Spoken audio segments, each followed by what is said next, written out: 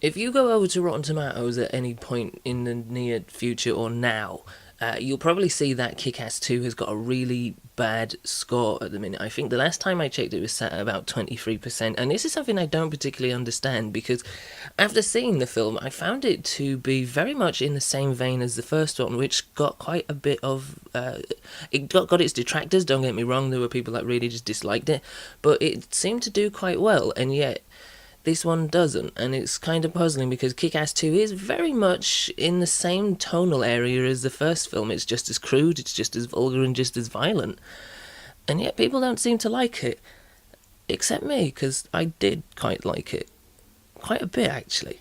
Of course, this is the follow-up to 2010's original Kick-Ass, a film in which I was a little bit on the fence with. For the most part, I did actually like it, but there were problems with it, and I don't think it was quite as good as a lot of other people kind of believed it to be.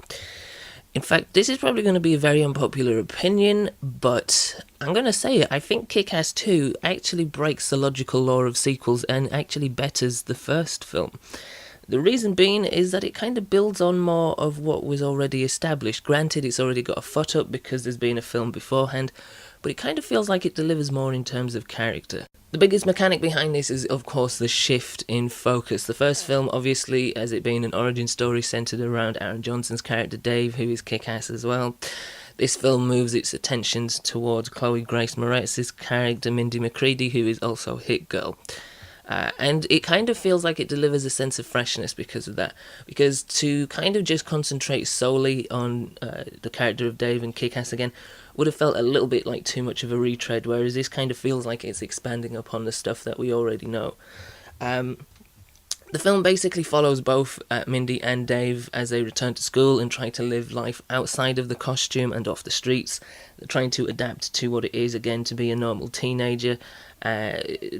Mindy's obviously finding it a lot harder because of her crazy sort of childhood, courtesy of Nick Cage's character Big Daddy, who obviously isn't in the film if you've seen the first one, but has a nice little sort of nod to his character throughout the film. And he kind of has the spirit of his character in the film in a weird but kind of lovely manner. So she is struggling to adjust to normal life, and Dave is struggling without the idea of there being a Kick-Ass. So he eventually falls back into the costume, obviously, and begins to find like-minded vigilantes, and eventually finds himself a team of super friends, as it were, or not so super friends. And for me, this is where the film, although it is a really simple device, really kind of raises its game somewhat, because you get the introduction of so many great characters. Obviously, you have Jim Carrey, who has kind of caused a little bit of controversy with his post-filming behaviour towards the film, but we're not going to talk about that. But you've got him as Colonel Stars and Stripes with his bald eating dog, and you also have some other great characters. You have a couple of crime fighters who are basically beating the streets trying to find information on their missing son, and they are a duo called Remembering Tommy, and they wear like tracksuits and like foam wrestling helmets, and it's so goofy and stupid, but it's funny and it's kind of sweet in a weird way. You have Donald Faison, who plays Dr. Gravity, who is another great character. And then, of course, because there is a good team, there has to be a bad team. And like I said, it's a very simple mechanic, but it's one that works, and it's one that actually provides a lot of fun. So Chris D'Amico, who is played by Christopher Mintz-Plasse, who was Red Mist, has now decided he wants to be a supervillain called the Motherfucker. And as every supervillain must have, he needs an army of other supervillains to take down Kick-Ass. And it's pretty much a straightforward good versus evil revenge flick from this point in. But because it keeps it simple, it allows for a lot of fun to be had. It is funny in quite a lot of places, to be honest. The characters are really colourful and memorable. There's some great action scenes. It's just a really entertaining film, and that's what it boils down to. It is very tongue-in-cheek in places, and yes, it does have its problems. It's not perfect.